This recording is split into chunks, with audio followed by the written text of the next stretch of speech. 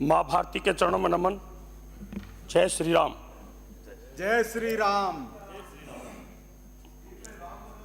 माननीय सभापति महोदय, आपने मुझे बजट पर बोलने का मौका दिया, मैं आपका आभार व्यक्त करता हूं।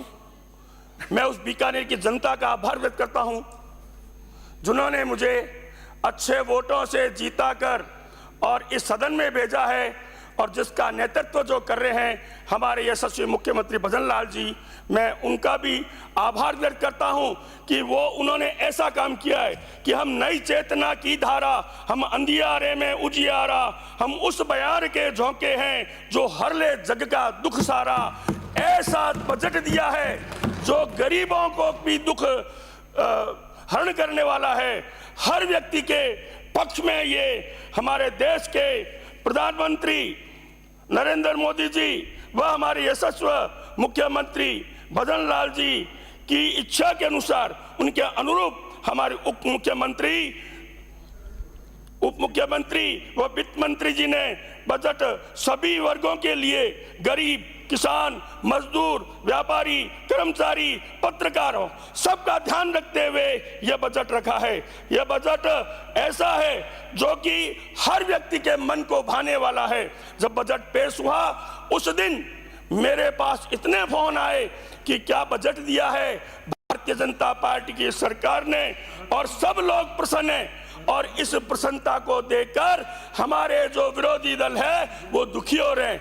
उन्होंने सोचा कि कांग्रेस ने कभी भी ऐसा बजट नहीं दिया पहले साल में, इसलिए वो दुखी हो रहे हैं। उनका विरोध करने का धर्म है।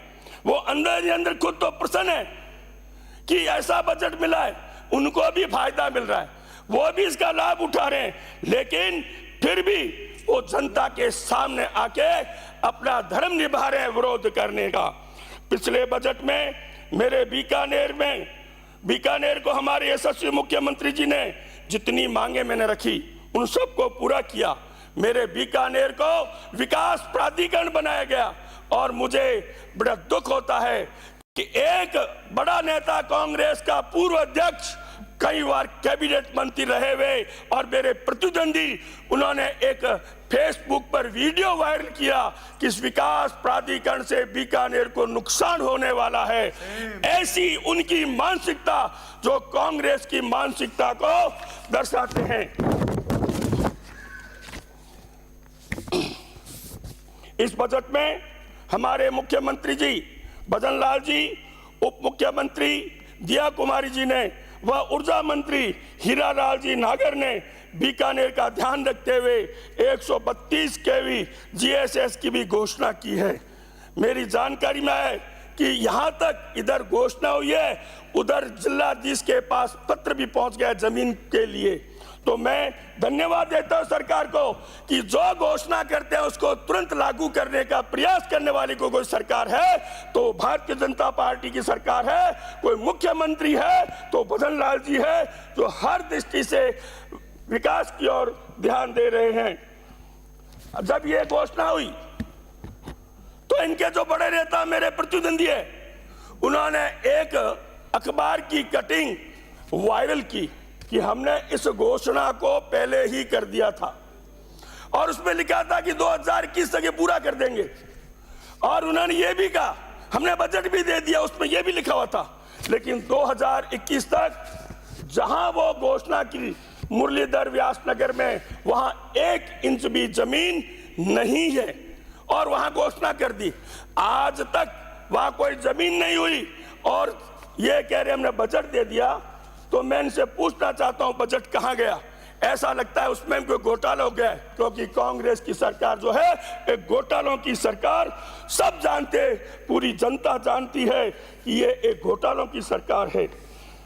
मेरे क्षेत्र में एक सैटेलाइट अस्पताल जिसको 2007 में हमारी पूर्व मुख्यमंत्री वसुंधरा जी ने जिला अस्पताल की घोषणा की। उसके बाद कांग्रेस सरकार आई, उन्होंने उसकी स्थिति यह कर दी कि पिछले 2023 तक वहां पार्टी और रुई भी नहीं मिलती थी। लेकिन मैं मेरे मुख्यमंत्री जी और वित्त मंत्री जी और मेरे चिकित्सा मंत्री जी का आभार व्यक्त करता हूं कि जैसे ये सरकार आई वहां सोनोग्राफी होना शुरू हो गया, डिजिटल एक्सरे मशीन लग गई, एक्सरे होना शुरू हो गया, कई प्रकार की जांचें शुरू हो गई, गायनिक के ऑपरेशन शुरू हो गए और डिलीवरियां भी शुरू हो गई। ऐसे हमारे मुख्यमंत्री जी ने हमें बजट दिया जो जिला अस्पताल का आज स्वरूप ले रही है। मैं उनका आभार व्यक्त करता हूं। बीकानेर की जनता का स्वास्थ्य का ध्यान रखा है हमारी सरकार ने और कई ऐसे स्वास्थ्य केंद्र हैं जिनका उन्नयन भी किया है। हमारी सरकार ने प्रत्येक जिले में हेमोडायलिसिस की सुविधा हेतु 10 बेडों की घोषणा भी की है। यह सरकार राजस्थान की जनता का पूरा स्वास्थ्य का ध्यान रख रही है।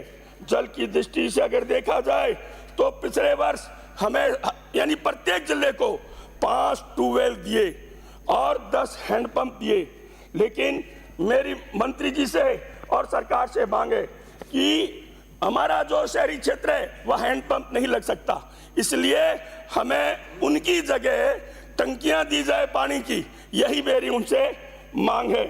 मैं ये भी बताना चाहता हूं कि पिछली सरकार ने बीकानेर में कुछ ऐसी टंकियों की भी घोषणा की, लेकिन उनकी जमीन नहीं हुई। सरकार चली गई, लेकिन जैसे ही हमारी सरकार आई हमने उनको जमीन भी दिलाने का प्रयास किया और वहां आज अभी इसी सरकार में वहां काम भी शुरू हुआ है और टंकियां भी बननी शुरू हुई है। इन्होंने केवल घोषणाएं की, कभी कोई जनता के लिए काम नहीं किया। घोषणा करते और पता नहीं बजट भी लाते, कहां गायब हो जाता, ये भी इनका रहा है। मैं मेरी इस सरकार का, कन्हैयालाल जी का, मुख्यमंत्री जी का और वित्त मंत्री का आभार व्यक्त करता हूं कि इन्होंने 5 करोड़ रुपए ऐसे क्षेत्र के लिए दिए हैं जो कर्मीसर, सुजानदेसर और जैमनापीर रोड, जहां केवल मजदूर रहते हैं, उन मजदूरों का ध्यान रखते हुए 5 करोड़ रुपए दिए, जिसमें वहां टंकियां भी बनेगी और पाइपलाइन भी होगी। तो इसलिए मैं इनका आभार व्यक्त करता हूं कि इन्होंने उस मजदूरों के क्षेत्र का भी पूरा ध्यान रखा है। मैं इनका आभार इसलिए व्यक्त करता हूं कि JJM शहरों में भी आपने बजट दिया है और सड़कों की दृष्टि से देखा जाए तो मेरे इस क्षेत्र में पूरी सड़कें टूटी हुई। पता नहीं स्थिति यह थी कि बीकानेर को जब लोग आते थे तो लोग कहते थे कि ये तो एक बड़ा गांव है, एक बड़ा गांव कह के, लेकिन जब भारतीय जनता पार्टी की सरकार आई है और इस यानी 14-15 महीनों में हम देखें तो बीकानेर का स्वरूप बदलना शुरू हुआ है और सड़कों की स्थिति सुधरनी शुरू हुई है। 10 करोड़ रुपए पहले में दिए और 10 करोड़ और यानी 15 करोड़ और दिए और उन सड़कों की स्थिति देखते हुए, क्योंकि बीकानेर के शहर की सारी सड़कें टूटी पड़ी है, तो मैं मांग करता हूं कि मुझे शहर के लिए, पश्चिम विधानसभा के लिए 5 करोड़ रुपए और दिए जाए तो जनता की जो स्थिति खराब है वो सही हो जाए। मंदिरों के लिए भी हमारी सरकार ने पूरा ध्यान दिया है। आज तक जितने भी देवस्थान विभाग के मंदिर हैं सारे जर्जर अवस्था में हैं।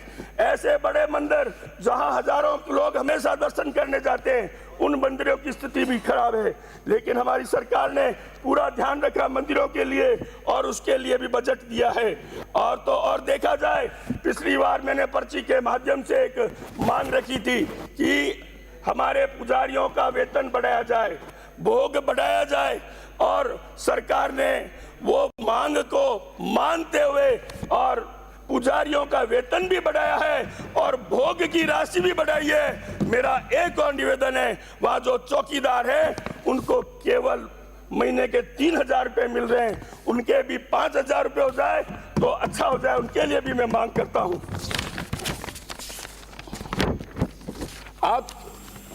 आपने प्रत्येक क्षेत्र में बजट दिया है और प्रत्येक यानी विकास की दृष्टि से आपने बहुत, हमारी सरकार ने खूब काम किया है। इस प्रकार बीकानेर को अच्छा बजट दिया है, लेकिन मेरी मांग है कि बीकानेर में एक मिनी सचिवालय हो जाए, क्योंकि बीकानेर क्षेत्र बड़ा है, तो मिनी सचिवालय और पुलिस कमिश्नरेट दिया जावे जिससे जनता को और सुविधा मिल सके। बीकानेर में कृषि विश्वविद्यालय है और वहां पर कृषि इंजीनियर के लिए सारे तामझाम है, लेकिन केवल कृषि इंजीनियरिंग कॉलेज अगर वहां खुल जाए तो किसानों की भी बहुत सुविधा होगी। जनसंख्या को देखते हुए बीकानेर शहर में 2 कार्यालय उपखंड होने चाहिए, 2 कार्यालय तहसील के होना चाहिए। इसलिए मेरी मांग है कि एक उपखंड अधिकारी व एक तहसीलदार की और स्वीकृति दी जाए, जिससे कि बीकानेर का और विकास हो और किसानों को भी उसमें यानी पूरी सुविधा मिले, हर व्यक्ति को सुविधा मिले।